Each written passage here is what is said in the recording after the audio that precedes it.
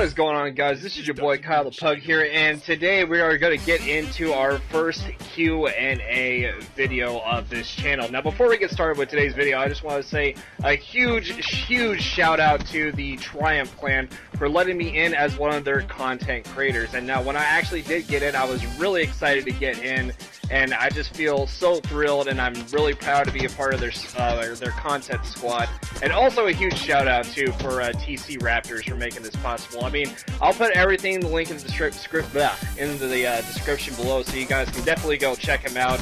He's actually a cool dude to talk to if you want, and they're still recruiting right now as we speak. So if you want into the clan though, just definitely give him a shout out and see what you can work out with him. So either way, with that being said, let's get started with today's Q&A video. Now, our first question comes from Mountain Guy 35, and he says, since you have gotten better at the Call of Duty series, what made you get into Call of Duty in general? Well, just to start off with, I actually myself did not get into the game firsthand. A friend of mine actually introduced me into this game of Call of Duty just overall. I mean, the guy's a huge, military guy. He's been in the military for like a few years. He's got like a wife and kid now, and really cool guy to talk to in real life. His name's Derek, and he actually did get me into Black Ops 1, which when I started playing Call of Duty, and I thought, it's something new. I thought I'd try it out, and it has been addicting to me ever since then. And I think Black Ops 1 was probably the best game I have ever played overall. So, well, not the best game, but obviously there's been other games where multiplayer's been, I would not say, the best, but I think if I had to pick between multiplayers, I mean, I know I haven't played Modern Warfare 2. I mean, I played a little bit of World at War, but that was like a little later on, but hackers just start ruining that game. And I mean, if I would have started earlier with I would say, World at War, I think the multiplayer on that was pretty dope. I'm not gonna lie. I'm kind of regretting I'm not starting the multiplayer on World at War. I mean, I should have played it, but I never did. And like I said, I didn't start getting into Call of Duty just by itself and just later on. And I mean, like I said, and once my friends just started getting me addicted to the game, and here I am since then. So it's definitely a fun experience, and I just love. I mean, there's some things I do like at Black Ops 3. I'm going to get into later on, but the multiplayer has its issues, and I'm not really trying to talk about it in this video, so we need to move on here. So, anyways, moving on here in this video, Jeremy's #1 fan asks, what is your favorite gun or guns in Black Ops 3, and why? Well, normally I love using most of the SMGs in this game, including, the Kuda, the Pharaoh, the VMP, the Razorback. All those guns are actually really good to use, and this gun is basically a very happy SMG friendly game.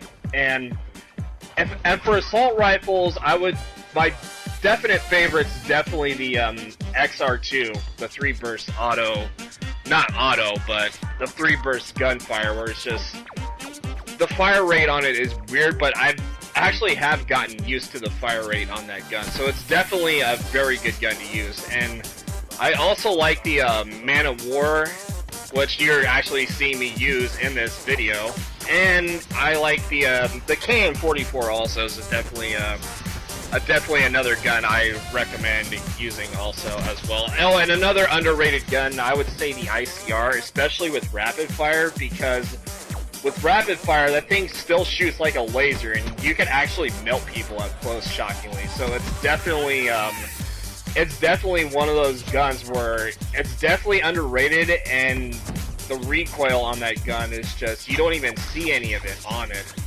It's absolutely amazing. So if I had to rank my top assault rifles and SMGs, I would probably put Pharaoh ahead, then Kuda, then VMP, then I would definitely say the Razorback, and then the Weevil. And then the assault rifles, I would definitely do, the XR2, KN, Man of War, and the ICR. But that's just my personal opinion. Everybody's got their preference there. But anyways, thanks for that question, though. So anyways, moving on here. The partying comedian asks, "What is your KD in Black Ops 3?" Now, normally I literally do not care about my KD. KD to me, is just a number. But since you did ask, though, I will be nice enough just to give it out.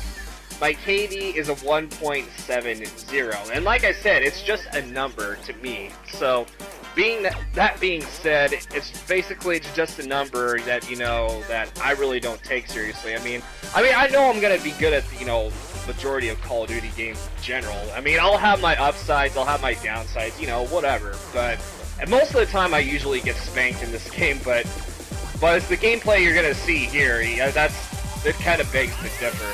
So.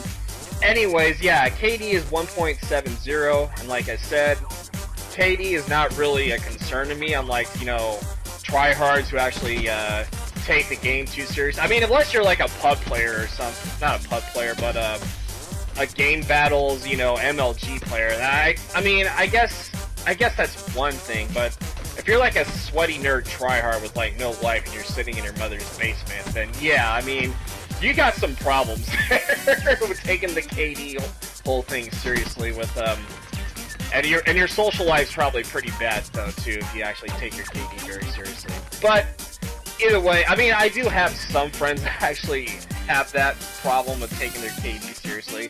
Not gonna say who, of course, but he knows who he is.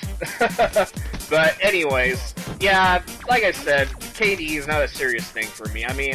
I know it's very respectable. People look at me as a pub star, but that's the funny thing. People actually considered me that like a couple of times because I actually tore it up in public lobbies before. But I really don't see myself as that. I have other careers in mind that I'm actually going to try to work on here. As you know, I got sports podcast show. That's the other thing though. And the other topic is my podcast has been like. I did a show Thursday, a little off topic, but it's one of those moments where the recording just absolutely wasn't really working right for me, and it's just, I don't know what happened, but it just wasn't picking up Cowboy Nick's voice, who is my podcast partner and radio partner, and like I said, it wasn't really picking up his voice, and I didn't want to. I got so mad I didn't want to keep doing the show over and over again just to pick up his voice. I'm probably going to wait until, like, next week, and I'm probably going to do some tests also later on in the weekend, too, so. But anyways, getting off topic here, I get a bit off topic at times, but either way, yeah, that's my thoughts and opinions about my KD. But anyways, speaking of sports, here moving on, our next question comes from that Dodger guy, and he asks, what chances do the Dodgers have at winning the World Series this year? Well, I want to be wrong on this. Like I said, I am a huge sports fan, and like I said, I've done podcast shows before, and it's definitely fun for me because I am a huge, sports junkie at heart, and I will talk sports with anybody as long as you're not as long as you're knowledgeable, but if you have a good insight on it and you know what you're talking about, then yeah, that definitely makes sense though too.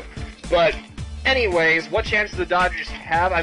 Like I said, but between releasing Zach Greinke and of course the their additions have been alright personally, but at the end of the day, I would say that the chances are kinda slim to none. Not slim to none, but they still have a good chance of getting into the playoffs. But I live in a place, from Northern California, where there are a lot of Giants fans, and they're going to be all excited and amped up because it's an even year, and they're going to win the World Series because, even year, blah, blah, blah, same old cliche bullshit. And it's, it does get kind of annoying at times. I don't care. I'm a Dodger fan, obviously. I do hate the Giants, but, it's one of those things where Giants fans, to me, get a little too cocky.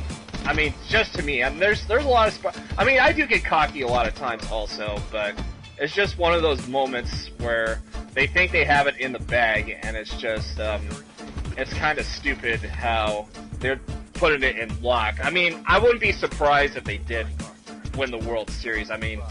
I want to be wrong though, but if the Dodgers do end up, you know, doing actually halfway decent, if Peterson and Puig actually perform to their expectations this year, I mean, it's definitely possible, but either way, it's just going to be one of those moments where it's just, it's unpredictable at this point. So, anyways, moving on, and Spanky McSpankerton asks, what do you truly think of SSSniperwolf?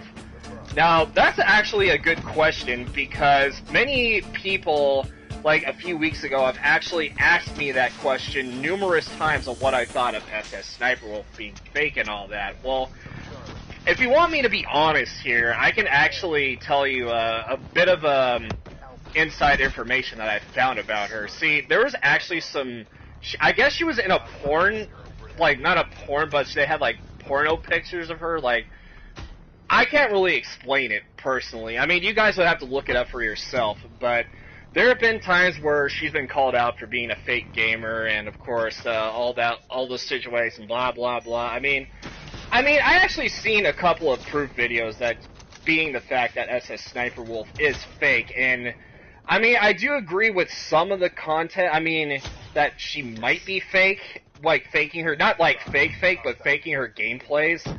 But like I said, I mean, her cosplay's alright, but I just don't think she should be playing video games at all. I mean, her body figure is like, it's a little too good to be true, if you know what I mean. But anyway, that's my official thoughts on Sniperwolf. So, her fans, please don't attack me. It's just my personal opinion. So, and then our final question comes from the True Watson, and he asks, would you rather be a contestant on Guts or Legends of the Hidden Temple? By the way, you are brilliant and in all caps. Thank you very much, man. I appreciate that. But I would rather be a contestant on Legends of the Hidden Temple. Why? Because it was my favorite game show growing up on Nickelodeon as a kid. It's all about the silver snakes, blue barracudas, and the green monkeys, man. I'm telling you. But anyways, I mean, the only problem I had with that show was the kids in the temple runs. They wouldn't even try to run into the temple. They would always walk in there, and it would always piss me off. But anyways, I hope you guys enjoyed this video. I will probably do, hopefully, another Q&A session sometime later on this week. And if you guys did enjoy the video, please drop a like, and I will see you guys in the next video. Have a good day, and as always, stay safe.